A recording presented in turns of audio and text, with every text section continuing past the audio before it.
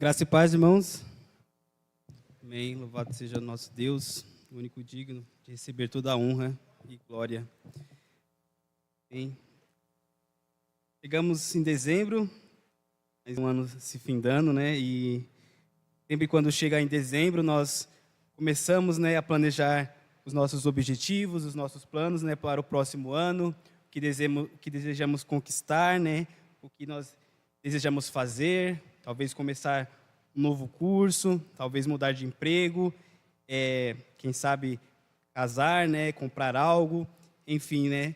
Mas o Senhor Jesus Cristo, né, ele nos diz que os seus discípulos, né, devem ter prioridades, né, em suas vidas e metas que estejam sempre alinhadas com a vontade de Deus, né, e com a palavra de Deus. Porque muitas vezes nós nos relacionamos com as verdades bíblicas, né, muitas vezes de maneira poética, de maneira ali superficial, né? Nós mencionamos: busquem, pois, o reino de Deus em primeiro lugar e a sua justiça, e todas as outras coisas serão acrescentadas, né? Mas muitas vezes, né, isso é apenas algo superficial, né? Não aplicamos de maneira prática em nossas vidas, em nosso cotidiano, né? Muitas vezes nossos planos, nossos objetivos não estão, né, alinhados com o que Jesus espera, né? Esse busquem, pois, em primeiro lugar, muitas vezes não é o primeiro lugar que está em nossas vidas. E na passagem, né, que nós vamos meditar esta noite, nós vamos ver aí 3 que mostram certo desejo, interesse de seguir a Cristo, né, de seguir e fazer Jesus. Mas vamos ver que nesses homens há certa disposição, há certo desejo fundo do nosso coração, e ele vê as intenções dos nossos corações e das nossas declarações. Então Jesus, ele vai muito mais no profundo do que apenas aquilo que nós declaramos. E nessa passagem, né, Jesus nos mostra como deve ser, né, o nosso relacionamento e a nossa prática com a palavra de Deus daqueles que são seus verdadeiros discípulos. Para não termos, né, um relacionamento com a palavra de Deus apenas de maneira poética, né? Então, o texto que está lá em Lucas, convido você a abrir sua Bíblia em Lucas, capítulo 9.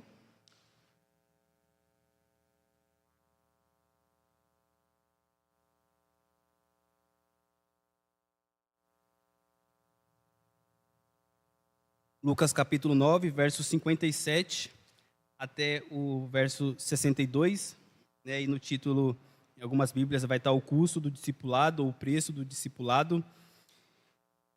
E, como havia dito, né, Jesus é abordado por 3 homens, e esses homens manifestam segui-lo. Lucas 9, verso 57 em diante. E aconteceu que, indo eles pelo caminho, lhe disse um: Senhor, segui-te-ei para onde quer que fores. E disse-lhe Jesus: As raposas têm covis e as aves do céu ninhos, mas o Filho do homem não tem onde reclinar a cabeça. E disse a outro: Segue-me. Mas ele respondeu: Senhor, deixa que primeiro eu vá enterrar meu pai. Mas Jesus lhe respondeu: Deixe os mortos o enterrar os seus mortos, porém tu vai e anuncia o reino de Deus. Disse também outro: Senhor, eu te seguirei, mas deixe-me despedir primeiro dos que estão em minha casa. E Jesus lhe disse: Ninguém que lança a mão do arado e olha para trás é apto para o reino de Deus. Amém? Então, 3 homens ali abordam Jesus e manifestam, né, como eu disse, o interesse de seguir a Cristo.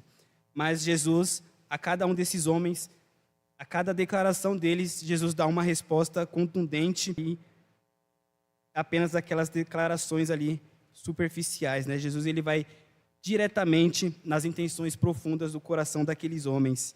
E o pedido do primeiro homem que nós vamos ver, Lucas, né, ele não diz quem é esse homem, né, mas Mateus, no Evangelho de Mateus, vai dizer que era um escriba, né, um escriba da lei. Ele diz: Senhor, segui-te-ei para onde quer que fores. Né, e que declaração, né, que declaração maravilhosa, né? Olhando para essa declaração, nós diríamos: esse homem já é um cristão, né? Esse já é um discípulo verdadeiro de Cristo, né? Que maravilha de declaração. É isso, né? Ele é um verdadeiro discípulo. Mas Jesus, né, ele diferente de nós, ele não se impressionou com aquelas palavras, né? Porém, ele sondou o coração daquele homem e revelou a verdadeira intenção daquele coração por trás daquela declaração. Pois foi isso que Jesus fez com Pedro, né? Nós nos lembramos, né, que Pedro disse, antes de Jesus ser entregue, né, a Pilatos: ainda que todos te abandonem, eu nunca te abandonarei, né? Que declaração maravilhosa de Pedro, né? Que ousadia, que coragem.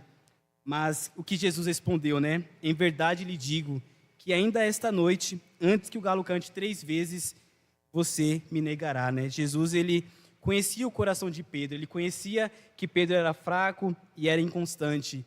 E por isso, Jesus declarou aquela verdade a respeito de Pedro. Da mesma forma, né, como nós dissemos que buscamos o reino de Deus em primeiro lugar, mas sem realmente colocá-lo, o reino de Deus em primeiro lugar das nossas vidas, é praticamente um deboche, né, diante de Deus, né, quando nós não praticamos aquilo que nós declaramos. E esse escriba, né, ao dizer que seguiria Jesus para onde quer que eles forem, por onde quer que eles forem, Jesus, ele dá a seguinte resposta, aí no verso 58. As raposas têm covis e as aves do céu ninho, mas o filho do homem não tem onde reclinar a cabeça, né? Às vezes até parece uma resposta meio desconexa ali com o pedido daquele homem, né?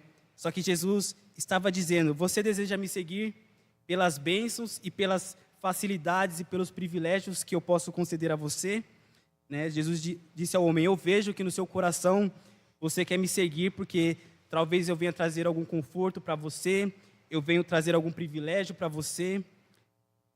E Jesus, sondando aquele coração, ele viu que aquele homem desejava seguir Jesus apenas pelos seus benefícios, pelas suas bênçãos, por desejar uma vida melhor, uma vida mais confortável. Mas Jesus, ele diz, né? Eu não vim oferecer uma vida de luxo ou riquezas aos meus seguidores. O preço de me seguir é alto e requer negar a si mesmo, né? Seus planos e seu conforto. Se você... Jesus dizendo para o homem, né? Se você acha que eu sou um salvador que vence de acordo com padrões desse mundo, você está enganado, né? Eu sou um salvador que salva sendo condenado, um salvador que salva ao perder, um salvador que salva ao ter o seu coração transpassado na cruz. Eu sou um salvador que vence, né, ao morrer. Então, com essas palavras, Jesus, ele trouxe à luz a intenção daquele coração daquele homem. Aquele homem buscava apenas luxos, buscava apenas bênçãos, buscava apenas uma vida mais confortável ao seguir Jesus, né? Mas Jesus traz à luz aquelas intenções e mostra que Jesus não era um salvador como aquele homem esperava. E quanto a nós, né? Será que nós estamos dispostos a renunciar a esses confortos e privilégios para fazer a vontade de Deus? Será que quando seguimos a Cristo, nós estamos esperando apenas uma vida mais confortável, uma vida mais tranquila, talvez de luxo? Será que seguimos Jesus apenas para usá-lo para os nossos planos de sucesso, para o nosso plano de carreira? Nós seguimos Jesus apenas para ele ser um secretário ali nas nossas vidas? Quando o casamento está ruim, a gente recorre a ele. Quando a vida financeira está ruim, a gente recorre a ele. Ou será que nós seguimos Jesus como um verdadeiro seguidor, né, que toma a sua cruz e nega a si mesmo se preciso for, né? Nesses versos, Jesus nos desafia a refletir sobre isso, se estamos dispostos a colocá-lo acima de todas as coisas nas nossas vidas, se nós estamos dispostos a colocar Jesus acima das nossas casas, dos nossos confortos, talvez do nosso emprego. Será que estamos colocando Jesus acima de todas essas áreas das nossas vidas? É isso que Jesus trouxe à luz ali ao responder a este primeiro homem. Jesus, ele pergunta: você está disposto a me ter acima de todas essas coisas e, se necessário for, né, até mesmo perdê-las por amor de mim? Você está disposto, né, a tomar a sua cruz e a seguir-me? Né, foi isso que Jesus quis dizer àquele homem. Se você deseja me seguir, todas essas coisas devem estar abaixo, né? Sua vida mais confortável, os seus luxos, a sua carreira, enfim, tudo isso deve estar numa posição tão abaixo de mim e eu devo estar de maneira tão elevada na sua vida. Amém? Riley, né, que é um autor antigo, a respeito dessa passagem, ele diz assim: Jesus não queria que ninguém se tornasse seu discípulo com intenções. Ele desejava que todos compreendessem claramente que há uma batalha a ser travada, uma carreira a ser percorrida, uma obra a ser realizada e muitas dificuldades a serem enfrentadas ao segui-lo. Jesus está pronto para conceder salvação gratuitamente, sem dinheiro e sem preço. Graça para a peregrinação e glória no final são prometidas a todo pecador que se achegar a Ele. Contudo, Cristo não deseja que ignoremos o fato de que teremos inimigos mortais, né? O mundo, a carne, o diabo, e que muitas nos odiarão, caluniarão e perseguirão por sermos seus discípulos. O Senhor Jesus não deseja nos desanimar, Ele quer que conhecemos a verdade. Então Jesus, Ele nunca quer que nós sigamos Ele com falsas pretensões, com falsas expectativas, mas com um verdadeiro coração, entendimento de que ao segui-lo nós seremos perseguidos, seremos caluniados, seremos difamados, mas em todo momento Ele concederá da sua graça, concederá do seu favor e estará conosco todos os dias. Amém? Então isso não deve nos causar receio de seguir a Cristo, mas devemos segui-lo com um coração humilde, cuidando em oração, suplicando constantemente por sua graça capacitadora. Amém? Então, esse foi o pedido do primeiro homem, né? Nós vimos aqui como Jesus trouxe à luz, né, as verdadeiras intenções daquele homem. E o segundo e o terceiro homem, né, eles estão nos mesmos lugares, né? Suas preocupações não é mais o seu alto padrão de vida, os seus luxos, o seu bem material, mas sim, né, a sua família. Um deles diz: Senhor, deixe-me ir primeiro sepultar o meu pai. O outro afirma: Senhor, eu te seguirei, mas deixe-me primeiro despedir-me dos que estão em minha casa. Ambos, né, estão no mesmo ponto de partida. Embora não haja nada de errado, né, em cuidar do funeral do pai, despedir-se da sua família, Jesus, mais uma vez, né, com as suas respostas, ele quer trazer à luz, né, a verdadeira declaração desse coração. Porque esse segundo homem, como nós vimos, teve o privilégio, né, de ser chamado pelo próprio Jesus. No verso 59 vai dizer: E disse a outro: Segue-me. Mas ele respondeu: Deixe-me ir primeiro sepultar o meu pai. Né, esse pedido deste homem, né, essa resposta ao convite de Jesus, representa, né, um adiamento indefinido para obedecer aquilo que Deus ordenou, né? Não sabemos se aquele pai já estava morto, não sabemos quanto tempo de vida ele tinha, mas aquele homem queria passar o resto da vida junto ao seu pai, junto aos seus familiares, para depois seguir a Cristo, seguir a Jesus. E a resposta de Jesus, né, é uma resposta enfática, né? Uma resposta clara. Ele diz no verso 60: Mas Jesus lhe observou: Deixe que os mortos sepultem seus próprios mortos. Você, porém, vá e proclame o reino de Deus. Né? Embora pareça uma resposta dura, só que Jesus quer deixar claro que o evangelho, que o compromisso com Deus, ele suplanta, né? Ele é maior do que qualquer verdade que nós possamos ter em nossas vidas. Jesus, ele não permite que os seus discípulos tenham qualquer outra coisa como primeiro em seu coração, em suas vidas. Nada deve ocupar esse lugar que pertence exclusivamente a Deus, a Jesus Cristo e ao reino dele. Jesus não está dizendo que é errado, né, ir ao funeral do papai, cuidar ali da sua família, mas ele enfatiza que os seus discípulos devem ter um coração voltado totalmente para ele. Nada deve ocupar o coração de um verdadeiro discípulo de Cristo em primeiro lugar que não seja ele. Se nós somos, né, se nós desejamos ser verdadeiros discípulos de Cristo, essas coisas, né, precisam, como foi dito, estar em um patamar muito inferior em comparação a ele, né? E quantas vezes nós nos assemelhamos a esse segundo homem, né? Quantas vezes nós colocamos primeiros em nosso coração que não é Jesus Cristo? Jesus, eu seguirei você, mas primeiro eu quero terminar minha faculdade. Jesus, eu quero seguir você, mas primeiro quero ter uma carreira estável, um salário estável, quero ter meus bens, para depois seguir você. Jesus, você tudo bem, mas primeiro eu quero me casar, porque eu não tenho uma alegria indizível e cheia de glória, como Paulo disse, em você se eu não me casar, né? Eu não consigo, Jesus. Primeiro eu quero fazer isso, primeiro eu quero fazer aquilo, primeiro eu quero ajeitar isso na minha vida para depois seguir você, né? Jesus, eu até creio que você é o Filho de Deus, o Verbo vivo, aquele que desceu do céu para habitar entre nós, que veio salvar dos nossos pecados, que veio nos tirar do lamaçal do pecado e nos levar de volta para Deus. Mas primeiro eu quero isso aqui, Jesus. Eu quero me formar, quero ter uma carreira. Né? Quantos primeiros nós temos que impedem e que tomam o lugar de Jesus Cristo em nosso coração? Né? Jesus está dizendo, se você tem algo primeiro no seu coração, você não é o meu discípulo, né? Você não é meu, você não está no reino.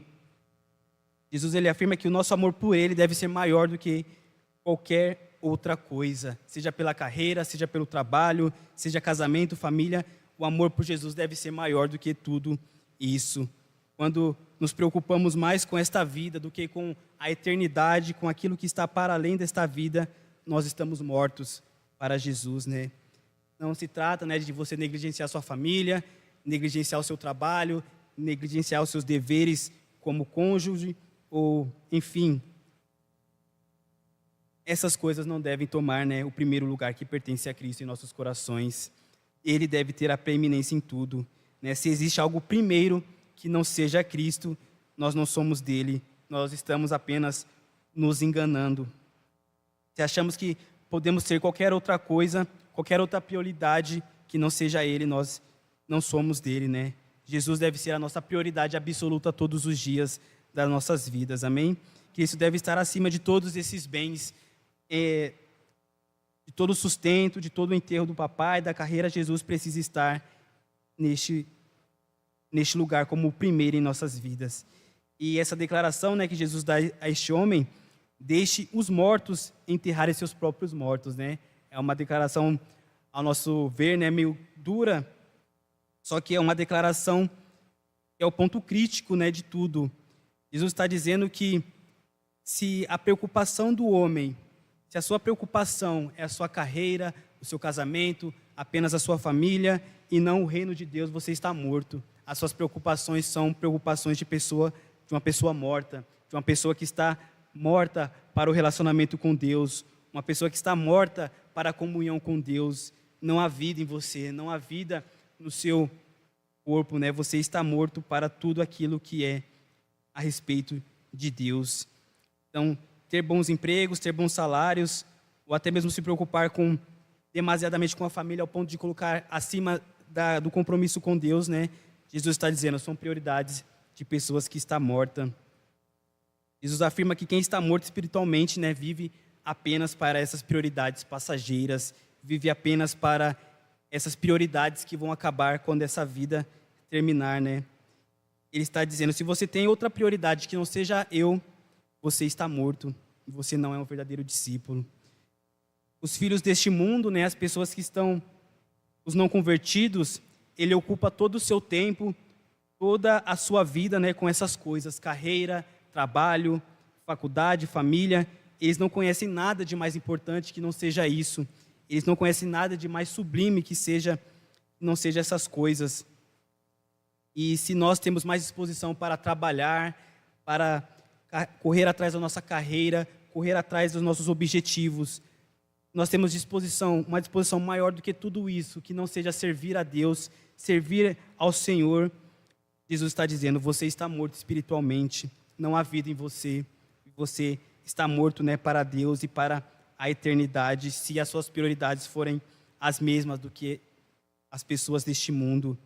É por isso que os filhos de Deus, né, os herdeiros da glória, devem ser diferentes, né, devem declarar por meio da sua conduta, por meio da sua vida, que o reino vindouro, que a vida eterna ocupa todo o seu pensamento, a sua rotina, a sua agenda, a sua prioridade. Amém? O reino de Deus deve ser mostrado, né, por meio de uma conduta de vida que a sua preocupação é o reino de Deus, é a vida com Deus, é a vida eterna.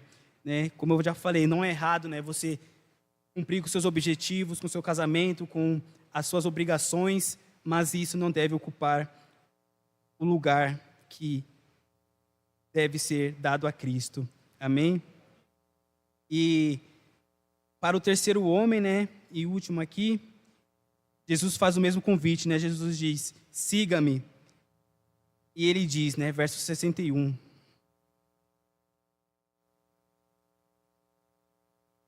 O homem diz assim, ao pedido de Cristo: Senhor, eu te seguirei, mas deixe-me despedir primeiro dos que estão em minha casa. Você vê, né, outro primeiro na vida deste homem, outra prioridade, outra coisa, né, para fazer, né? No capítulo 10, nós vamos ver que Jesus vai enviar, né, os 70 discípulos. Então, aqui, no capítulo 9, né, provavelmente esses discípulos não foram na missão desses 70, né, porque eles tinham outras prioridades do que os 70. Então, se foram enviados 70, 72, com esses 3 que desistiram, né, então seriam 75. Então, só fez na missão seguinte, aqui do capítulo 10. Enfim, há outro primeiro na vida deste homem. E Jesus diz a ele, né, ninguém que lança a mão do arado e olha para trás é apto para o reino de Deus, né? Mais um enigma, né? Mais uma ali, a gente acha, mais um enigma de Jesus, né? Mais um jogo de palavras. Só que para aquela cultura, né, essas palavras eram claras, né? Aquelas pessoas que viviam da agricultura, né, e usavam ali do arado, né, para arar o solo. Então, eles usavam, né, um equipamento para abrir um sulco no meio do terreno, e então eles tinham que abrir um sulco para colocar sementes e outro sulco, né? E eles iam fazendo isso um por um.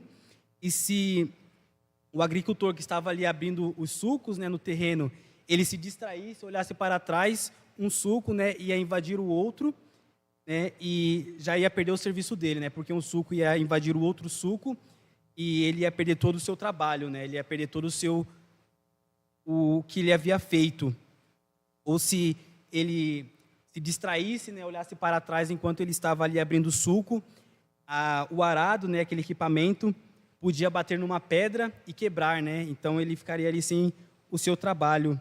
Então o que Jesus está dizendo é que os seus discípulos devem manter os seus olhos sempre fixos em Jesus Cristo, sempre nele.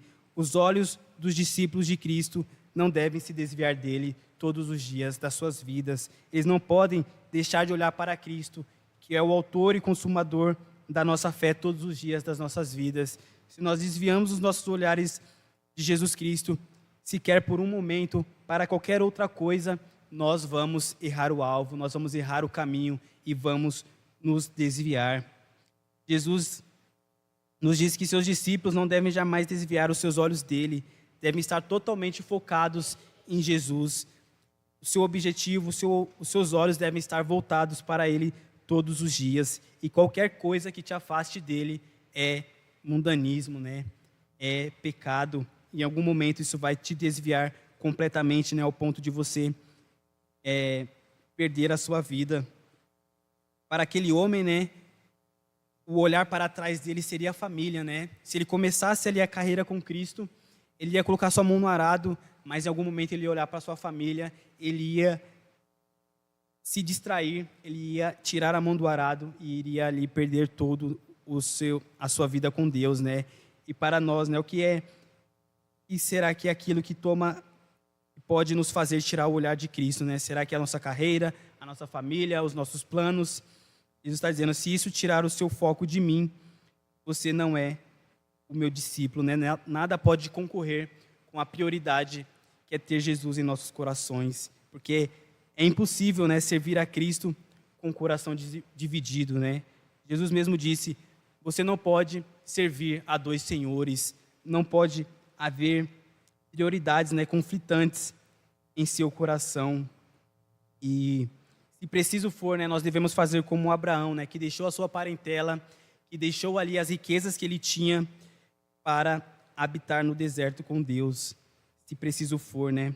Por fim, Jesus disse, né, aqui no verso 62, Jesus diz, né, que aquele que lança a mão do arado e olha para trás não é apto para o reino de Deus, né? Não é útil para o reino de Deus. Aquele que não está completamente focado em Jesus todos os dias da sua vida não é apto para o reino de Deus, né? Se a sua prioridade não é o reino, não é Jesus Cristo, eu não sou, né, discípulo de Jesus. É por isso que nós precisamos todos os dias, né, ver a beleza que é Jesus, a sua beleza infinita, o seu valor infinito, a sua glória, porque quando nós vermos Jesus em sua glória, nada, né, vai começar a disputar esse lugar de primeiro em nosso coração que não seja Ele. Se nós víssemos Jesus, né, como aquele fariseu Saulo, né, que viu Cristo Jesus no caminho de Damasco, e quando ele viu Cristo Jesus, ele ficou cego, né? Saulo achava que o seu nome era mais importante, o seu conhecimento era mais importante, que o seu respeito entre os judeus era mais importante, mas quando ele viu Cristo em glória, em poder, em majestade, ele considerou tudo como esterco, ele considerou tudo como lixo, porque ele viu a Jesus em glória, ele viu a glória de Jesus. E ele não se importou, né, se a sua família iria aceitar, se os seus amigos iriam aceitar, se ele teria que perder o seu nome, né, de fariseu mais proeminente. Ele não se importou se ele iria ser considerado como lixo do mundo. Ele não precisou, né, de um longo período para decidir se iria ou não seguir a Cristo, né? Bastou uma visão de quem Jesus é e a sua vida foi transformada para todo sempre. Amém? Ao ponto de ele dizer: porque o amor de Cristo nos constrange, julgando nós assim, que se um morreu por todos, logo todos morreram. E ele morreu por todos, para que os que vivam, não vivam mais para si, mas para aquele por... Assim, perdão, irmãos. E ele morreu por todos, para que todos que vivam, não vivam mais para si, mas para aquele que por ele morreu e ressuscitou. Assim que daqui por diante a ninguém conhecemos segundo a carne, e ainda que também tenhamos conhecido Cristo segundo a carne, contudo agora já não conhecemos deste modo.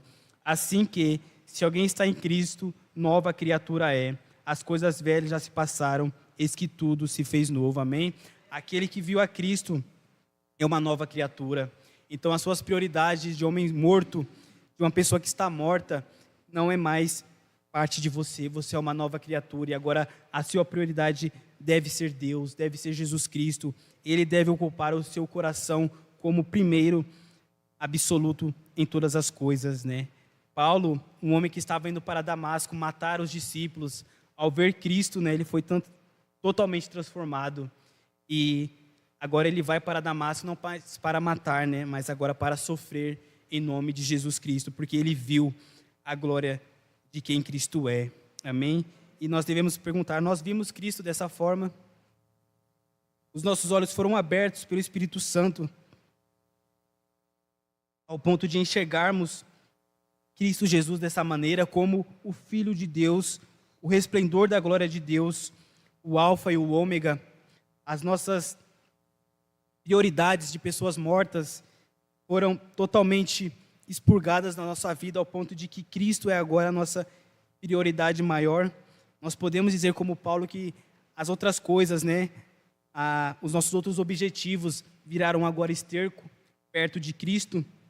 Ou será que os nossos olhos ainda estão fechados para a realidade que Cristo é? Será que, como Paulo disse, né, os nossos olhos ainda estão cegos e fechados pelo Deus deste século?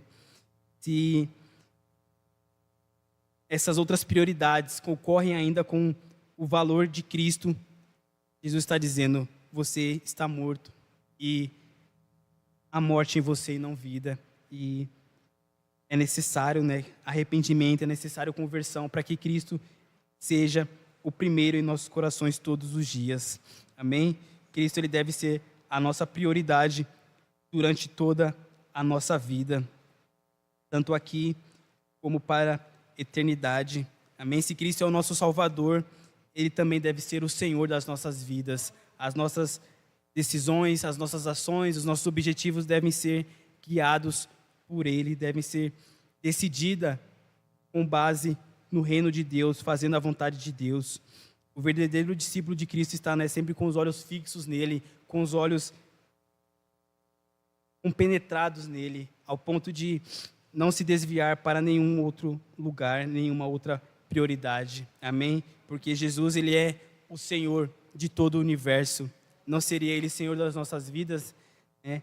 Se Jesus chama a todas as estrelas pelo nome e elas obedecem, né? Não obedeceria também os nossos corações, né? Se Jesus, que sustenta todo o universo pelo poder da sua palavra, pelo poder da sua boca, nós que somos pó não iríamos responder a esse Jesus que chama a nós, né?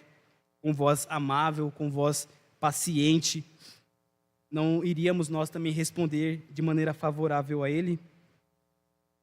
E possamos, para o próximo ano, né, fixar os olhos em Cristo, ter prioridades que estejam alinhadas com o Senhor Jesus Cristo, que as nossas prioridades sempre levem Jesus em consideração. Né? Não estou falando, não vou mais estudar então, não vou mais fazer faculdade, não vou buscar um emprego melhor, buscar um salário melhor, não é isso, mas que Jesus seja a prioridade em nossas decisões, que glorificar a Deus seja a prioridade das nossas vidas, né? Que nunca venhamos tomar uma decisão ou atitude que não leve Cristo em primeiro lugar, mas que os nossos corações possam sempre olhar para Ele todos os dias, porque é isso que mostra se somos ou não discípulos dEle. Amém? Vamos orar e assim eu vou passar para o pastor. Senhor Jesus, obrigado pela Tua palavra, Deus. Obrigado porque a Tua palavra, ó Deus, ela revela os nossos corações, ó Pai. Não há nada de oculto ao Senhor, ó Pai. O Senhor que sonda os nossos corações, sonda o mais profundo do nosso ser, ó Pai. O salmista Davi disse, ó Pai, sonda-me o meu coração, Deus, e vê se há em mim algum caminho mau, ó Pai. Nós te pedimos esta noite que com os Teus olhos, que são chamas de fogo, ó Pai, que o Senhor sonde os nossos corações, ó Pai. E nós sabemos que há, ó Deus, caminhos maus em meu coração, em minha vida. Eu peço a Ti que o Senhor traga a luz, ó Pai. Que o Senhor purifique, ó Deus, e o Senhor tire esses caminhos maus, ó Deus, que não são de acordo com a Tua vontade, ó Pai. Que os nossos corações, ó Deus, possam ser purificados, ó Deus, pelo Teu olhar, pela Tua palavra. Que possamos, assim como Paulo, ó Pai, contemplar o Senhor e ter uma visão, ó Deus, tão clara do Senhor que transformará os nossos corações completamente, ó Pai. Paulo, ó Deus, que viu o Senhor em sua glória e em sua majestade, ao ponto de cair do cavalo e ficar cego, ó Pai, mas depois que ele se levantou, ó Deus, ele nunca mais foi o mesmo, ó Deus. Que as nossas vidas possam contemplar o Senhor, ó Pai, e ser transformadas perfeitamente, ó Pai, de acordo com a Tua vontade, ó Deus, de acordo com aquilo que o Senhor espera de nós, ó Pai. Que não haja, ó Deus, em nossos corações nenhuma prioridade, ó Deus, que concorra com o Teu lugar que é de direito, ó Pai. O Senhor que está assentado, ó Deus, no trono, nos céus, ó Pai, reinando perfeitamente, que o Senhor também reine, ó Pai, em nossos corações todos os dias, ó Pai, em todas as decisões, em todas as escolhas, para que o Teu nome seja glorificado em nossas atitudes, ó Pai. Que na segunda, na quarta, ó Pai, na sexta, nós não venhamos, ó Deus, colocar outros primeiros no lugar que o Senhor deve estar, ó Pai, mas que as nossas vidas possam ser totalmente consagradas ao Senhor todos os dias, ó Pai, para que o Teu nome seja glorificado em todos os lugares, ó Pai. Que o Senhor esteja com a vida de cada filho Seu aqui esta noite, que o Senhor esteja alcançando, ó Pai, cada coração aqui, ó Deus, trazendo alegria, trazendo paz, ó Deus, trazendo descanso, ó Pai. Que cada um aqui, ó Deus, possa contemplar o Senhor perfeitamente, ó Pai, e ter as suas vidas, ó Deus, satisfeitas plenamente, ó Pai, na visão de quem Tu és, ó Pai. Nada neste mundo, ó Pai, pode suprir os desejos e os anseios dos nossos corações a não ser o Senhor, ó Pai. E que não venhamos, ó Deus, querer preencher com outras coisas além do Senhor, ó Pai. E que o Senhor encha, Pai, e preencha os nossos corações plenamente com a Tua alegria, com a Tua paz, com o Teu amor, com o Teu descanso, ó Pai, e com a Tua esperança, ó Pai. Para que possamos dizer com o salmista, ó Pai, satisfaça-nos com o Teu amor leal e todos os nossos dias nós cantaremos alegremente ao Senhor, ó Pai. No nome de Jesus que nós oramos. Amém. Irmãos,